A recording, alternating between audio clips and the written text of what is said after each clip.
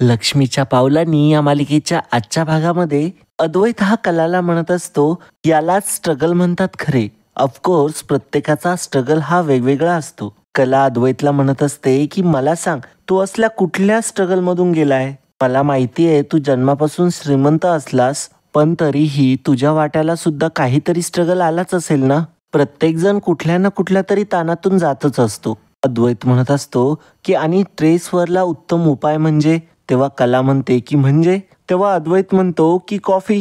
अद्वैत आता कलाला बाजूला करत म्हणत असतो की या बाजूला व्हा, तुम्ही सुपरविजनसाठी आलात ना, आता फक्त मी कॉफी बनवणार आणि तुम्ही फक्त आणि फक्त सुपरविजन करणार. तेव्हा आता अद्वैत गॅस पेटवत असतो, तेव्हा त्याचा थोडासा हात भासतो. तेव्हा कला म्हणते की अरे हळू.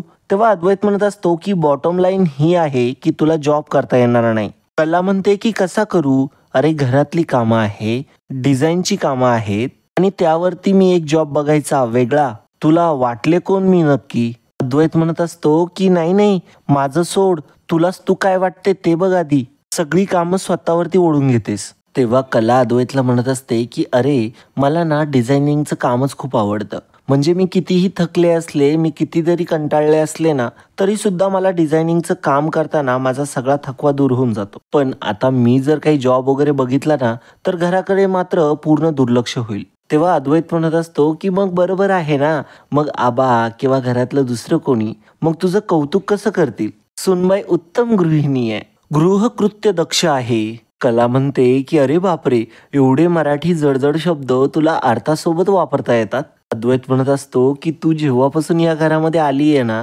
तेव्हापासून मी इतके तुझ्याविषयी गौरव उद्गार ऐकलेत ना, त्यामुळे हे जडजड मराठी शब्दांचा अर्थ समजून घेण्याशिवाय माझ्याकडे दुसरा पर्यायच उरत नाही. कला म्हणत असते की चांदेकर, जळू नकोस हा माझ्यावर. विसरलात? अहो लाईकचं बटन दाबायला विसरलात. आता आठवण आलीच आहे, तर तेवढं लाईकचं बटन दाबूनच द्या. तुमच्यासाठी अगदी फ्री आहे, परंतु आमच्यासाठी ते लाईकचं बटन दाबणं बहुमूल्य आहे. अद्वैत म्हणत असतो की मी तुझ्यावरती जळतो. कोण आहे माहिती आहे ना मी? The perfectionist, the Advait Chandekar, the great Advait Chandekar. तुझ्यासारखं नाहीये इस्त्रीवाला, दूधवाला, भाजीवाला, ग्रोसरी, घरातली आवराआवर, सगळी कामं स्वतःवरती ओढून घ्यायची. जरा काम दिसलं की खरे मॅडम तिथं हजर. कारण खरे मॅडमला असं वाटतं की त्यांच्या इतकं परफेक्शनिस्ट काम कोणी करू शकत नाही. कला म्हणत असते की असं काही नाही. तेव्हा अद्वैत म्हणत असतो की असंच आहे, मान्य कर. म्हणून तू कुठल्याही कामासाठी दुसऱ्याला, समोरच्याला फ्रीडम देतच नाही. सगळी कामे स्वतःला करायची असतात. आता बघ ना, आता कॉफी करताना सुद्धा तू इथं उभी आहेस का? का तर तुला सुपरविजन करायचंय, मला गाईड करायचंय की मी कॉफी कशी बनवतो. कारण की तुझा कुठेही कोणावरतीही विश्वास नाहीये आणि चुकून जर ते काम समोरच्याकडून चांगलं झालं तर मग त्याचं कौतुक होईल, यामुळे तू इन्सिक्युअर्ड होतेस. मान्य कर हे खरे. किती मॅनिप्युलेटिव्ह आहेस ग तू खरे. काही वाटतं की नाही तुला?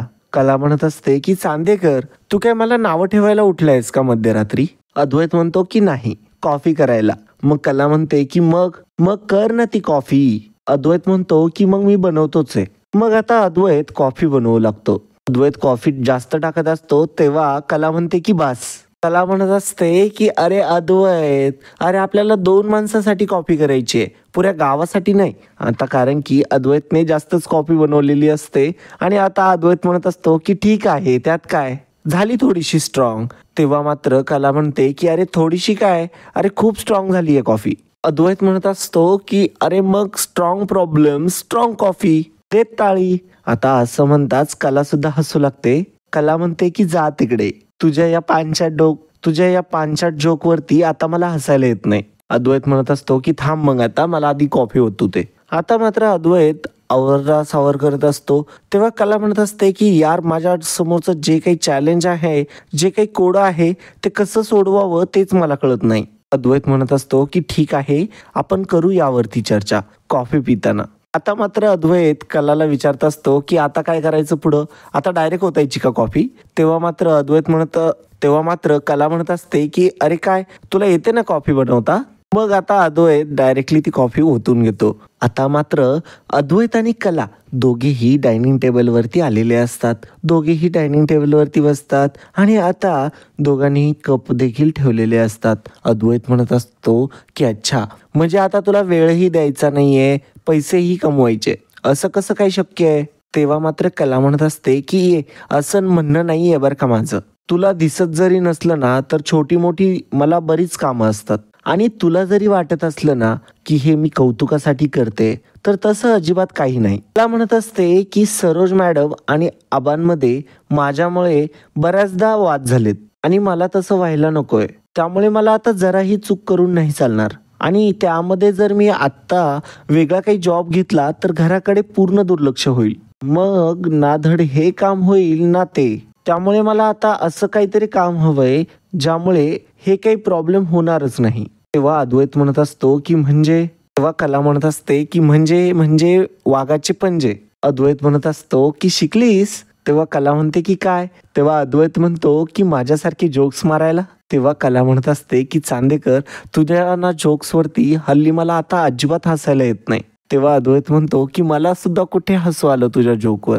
आणि मग आता अद्वैत आणि कला दोघेही हसू लागतात. कला म्हणत असते की हसलायस रे, पण मी तुला एवढे सगळे माझे प्रॉब्लेम विचारले की मी काय करू, पण तू जगातलं सर्व काही बोललास परंतु उत्तर मात्र काही दिलं नाहीस. अद्वैत म्हणतो की अच्छा, तुला माझ्याकडून सजेशन हवंय.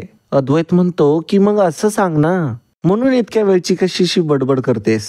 माझ्या मदतीशिवाय तू हतबल आहेस, मान्य कर. कला म्हणायला लागते की लगेच सुरू का? मी माझ्यामुळे तुझ्याकडून सजेशन घेण्या इतकी माझ्यावरती वाईट वेळ आलेली नाही, समजलं ना? तू आलास मला विचारायला, विसरलास का? अद्वैत म्हणत असतो की फक्त समोर असलेली कामं करत बसणं याच्यात शहाणपणा नाहीये, स्ट्रॅटेजी हवी आयुष्यात. आणि तुला चांगलंच माहितीये माझ्याकडे स्ट्रॅटेजी असतात, पण डायरेक्टली मला कसं काय विचारणार? इगो तो आड येतो ना तुझ्या. कला म्हणत असते की इगो आणि मला. अद्वैत म्हणत असतो की हो. कला म्हणत असते की हा पण तुझ्या जोक्स पैकी एक जोक होता, मला अजिबात हसू आलं नाही. अद्वैत म्हणत असतो की नाही, हा जोक नाहीये, हा रियालिटी चेक आहे. अद्वैत म्हणत असतो की मी फक्त तुला आरसा दाखवण्याचा प्रयत्न करत होतो, नाहीतरी तू लोकांना शिकवतच असते. आणि मग आता अद्वैतला एक आयडिया येते. दुसरीकडे आता सरोज ही झोपलेली असते, परंतु आता अद्वैत आणि कलाचा आवाज तिच्यापर्यंत जात असतो. कुणाचा तरी बोलण्याचा आवाज येतोय असं तिला वाटत असतं. इकडे आता अद्वैत कलाला म्हणत असतो की आयडिया, खरे तू शिकवण्या का बरं नाही घेत? कारण की हा उत्तम बिझनेस आहे हा. हळूहळू मग तू तुझी इन्स्टिट्यूट सुरू कर, ओव्हरनाईट मध्ये चालेल तुझी इन्स्टिट्यूट. आता इकडे सरोजला जाग आलेली असते. सरोज उठलेली असते आणि सरोज विचार करत असते की आतापर्यंत कोण जाग आहे घरात आणि मला कुणाच्या बोलण्याचा आवाज येतोय. अद्वैत इकडे कलाला म्हणत असतो की उत्तम प्रोफेशन आहे तुझ्यासाठी. कला म्हणत असते की शक्य आहे हे फक्त तुला सुचू शकतं. सरोज आता कानोसा घेत असते. सरोजला आता समजतं की हा तर अद्वैतचा आवाज आहे. सरोज आता उठते. कला म्हणत असते की ठीक आहे, तू म्हणतोस तसा एखादा बिझनेस सुरू करते मी आणि मग चांदेकरांच्या चालू बिझनेसला मागे टाकील, चालेल ना? अद्वैत म्हणत असतो की चालेल ना, चालेल, दे टाळी. कला म्हणत असते की जा, असं नाही, तेव्हा आम्ही शाळेत करायचो तसं करूया. मग आता कला म्हणते की दे टाळी. अद्वैत लगेचच कलाला टाळी देतो आणि मग आता कला अद्वैतचे गाल पकडते आणि म्हणते की आता तुझी मिशी काळी. आता कलाने ऍक्च्युली अद्वैतची मिशी खेचलेली असते. तेव्हा अद्वैत चिडतो आणि म्हणतो की अगं वेडी आहेस का, माझी मिशी काय खेचतेस तू? आणि आता हे सरोज तिच्या उघड्या डोळ्यांनी बघत असते. अद्वैत म्हणत असतो की तुला काय खोटी वाटते ही चिटकवलेली मिशी? कला आता अद्वैतला म्हणत असते की आगाऊ. मग आता अद्वैत कलाला म्हणतो की अति आगाऊ. सरोजने आता तिच्या उघड्या डोळ्यांनी या दोघांचं प्रेमाचे संवाद ऐकलेले असतात. आता मात्र सरोजच्या डोक्यामध्ये विचारांचा सुरुंग लागलेला असतो आणि एक भयानक धमाका झालेला असतो. सरोज आता पेटून उठलेली असते. आता मात्र रात्र झालेली असते.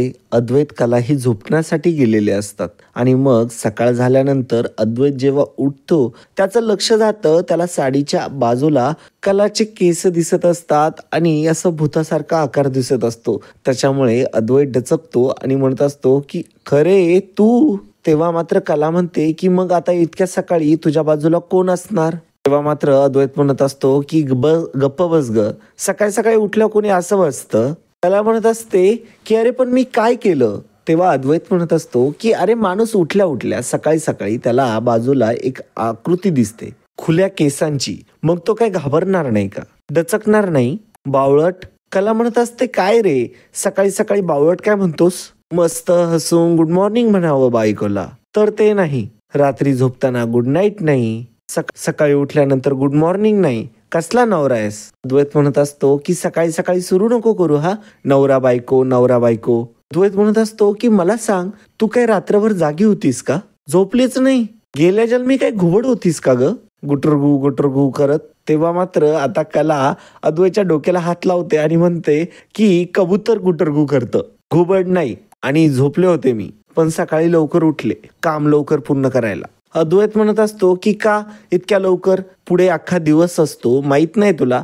तेव्हा मात्र कला म्हणत असते अरे असतो ना. मग आमचे आहो चांदेकर उठतात, मग त्यांना पाणी द्या, त्यांच्या कॉफीचं बघा, मग त्यांच्या ब्रेकफास्टचं बघा, मग त्यांना काय हवं नको ते, मग त्यांचा डबा, मग त्यांचा टॉवेल, सगळं बघायला लागतं अहो. मग आता कला म्हणत असते की मग त्यांचं सुरू होतं, मग मला हे नको, मग मला ते नको, मग मला हे असंच हवं, मग मला ते तसंच हवं. त्यामुळे आमचे अहो चांदेकर झोपल्याशिवाय मला एकही काम पूर्ण करता येत नाही. तेव्हा अद्वैत म्हणत असतो की सगळ्या कामाचं क्रेडिट तुला घ्यायचं असतं.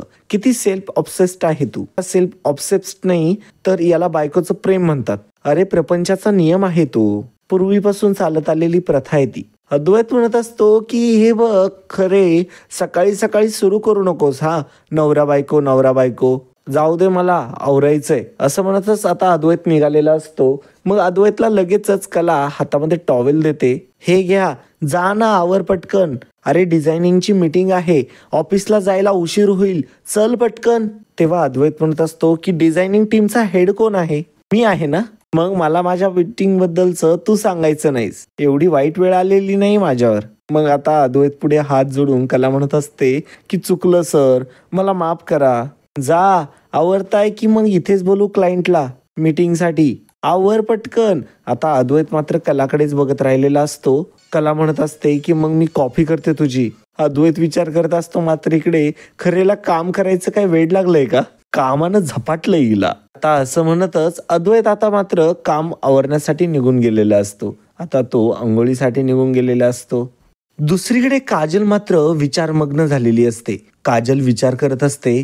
काजलला ते क्षण आठवत असतात जेव्हा तिला सोहम बोललेला असतो, काजल मला माहितीये तुझं माझ्यावरती प्रेम आहे आणि तुलाही माहितीये की माझं तुझ्यावरती किती प्रेम आहे ते. काजल इकडे चहा ओतत असते, परंतु संपूर्ण चहा हा खालीच पडत असतो. परंतु काजलचं लक्ष काही नसतं. काजलला फक्त आणि फक्त सोहम काय बोललेला असतो तेच आठवत असतं. सोहमने काजलला विचारलेलं असतं की काजल तू माझ्याशी लग्न करशील? आता तेवढ्यातच तिथे बाबा आलेले असतात. ते म्हणत असतात की काय ग ए काजे, अगं काय चाललंय तुझं?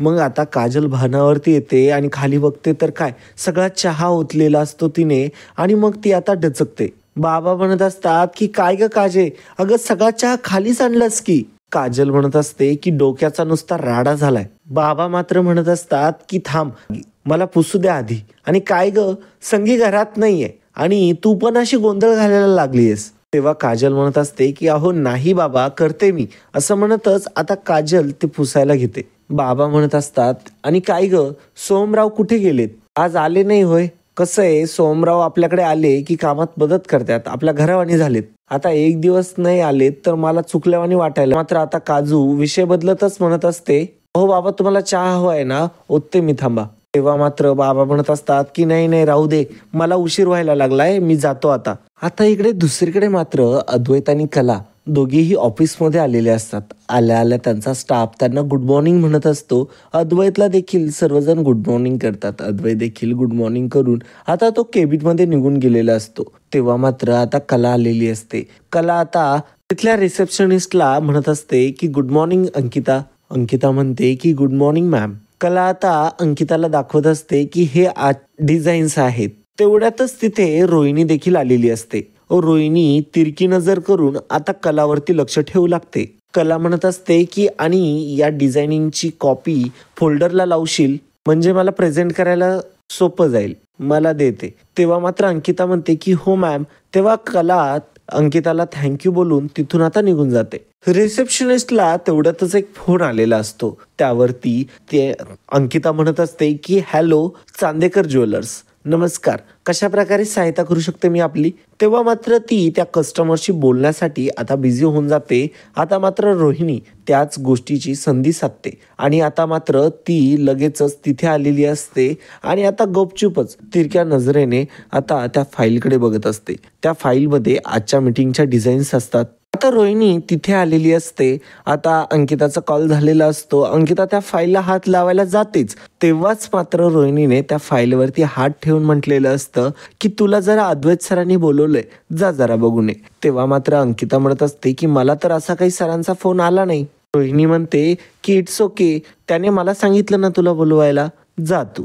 तेव्हा अंकिता म्हणते की ओके मॅम. तेव्हा मात्र अंकिता तिथून निघून गेलेली असते आणि मग लगेचच आता रोहिणी पेन्सिल घेते आणि कलाने बनवलेल्या डिझाईन्स वरती आता स्वतः पेन्सिलने काहीही आलतू फालतू रेषा मारून त्यावरती डिझाईन करते. आणि मग आता रोहिणी फारच खुश झालेली असते आणि रोहिणी लगेचच तिथून पळ काढते. आता मात्र अंकिताने आल्यानंतर पुन्हा त्या फाईलला व्यवस्थित लावून दिलेलं असतं. अंकिताने लक्ष दिलेलं नसतं की त्याच्यामध्ये कोणता डिझाईन्स आहे आणि अंकिताच्याही लक्षात आलेलं नसतं.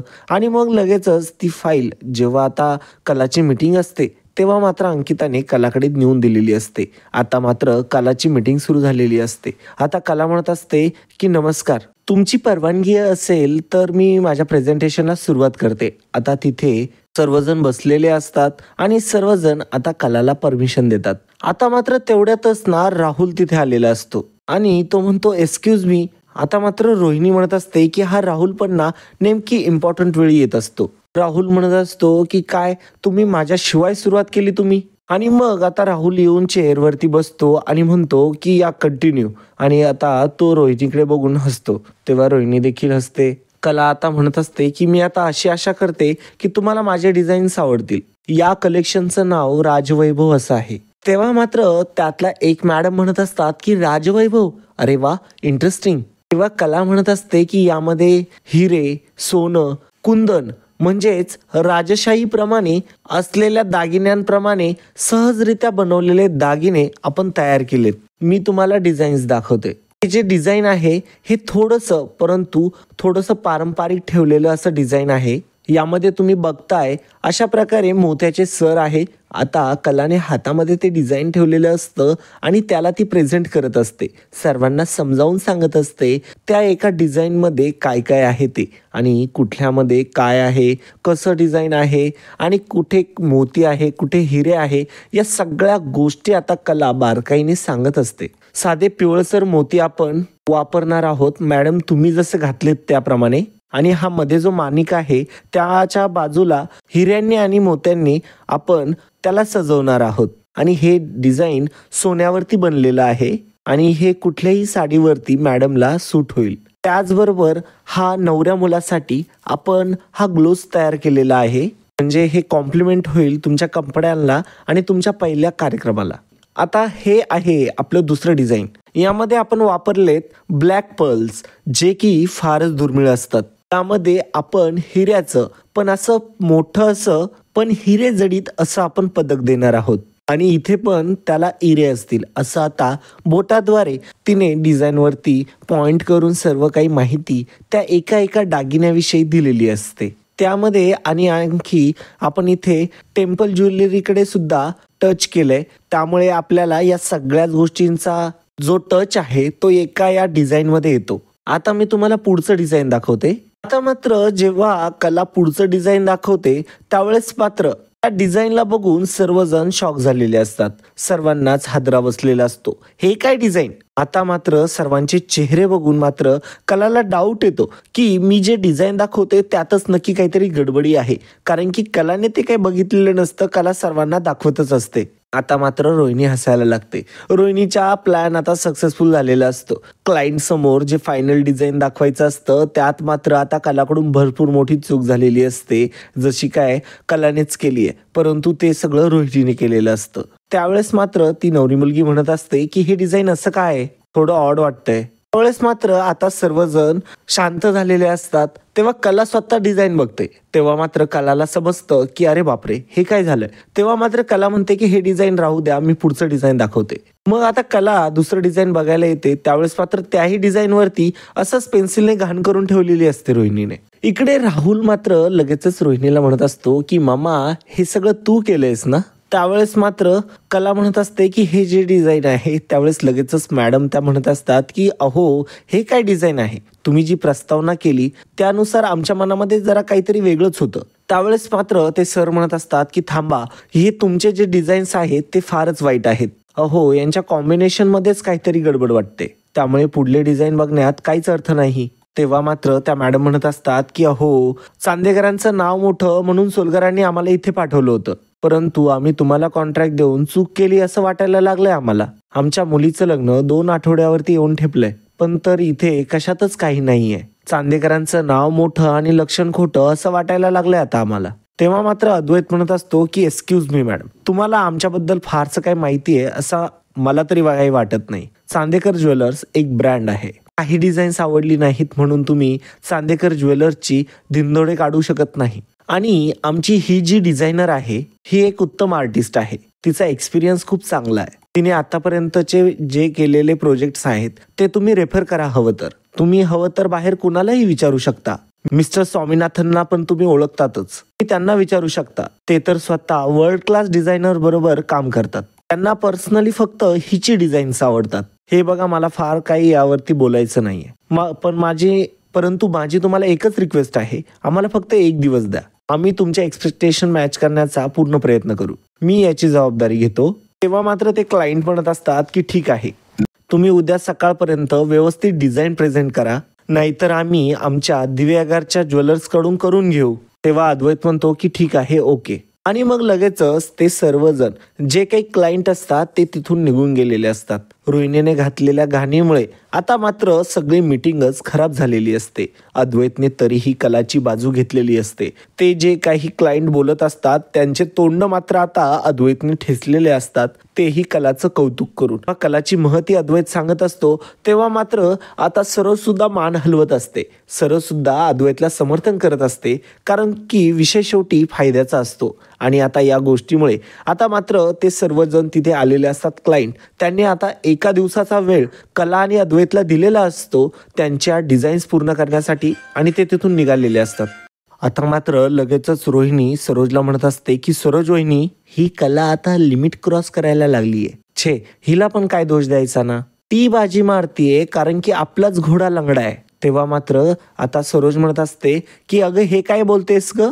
रोहिणी म्हणत असते की मग काय बोलू मी. रोहिणी म्हणत असते की घरातच नव्हे तर आता 4 चौघामध्ये सुद्धा तिच्या बाजूने खंबीर उभा राहिलाय हा अद्वैत. That's a shocking. आता मात्र अद्वैत ते क्लायंट गेल्यानंतर कलाला बोलू लागतो आणि म्हणत असतो की हे तुझ्या सगळं अतिकामामुळे झालंय. किती वेळा सांगितलंय, सकाळ झाल्यापासून हे काम ते काम, इस्त्रीवाला, रद्दीवाला, दूधवाला, हेच चालू असतं तुझं दिवसभर. त्यापेक्षा तू ह्या कामावरती फोकस केला असता तर हे प्रॉब्लेम झाले नसते. तेव्हा मात्र आता कला म्हणत असते की पण चांदेकर, अरे हे माझे डिझाईन्सच नाहीये.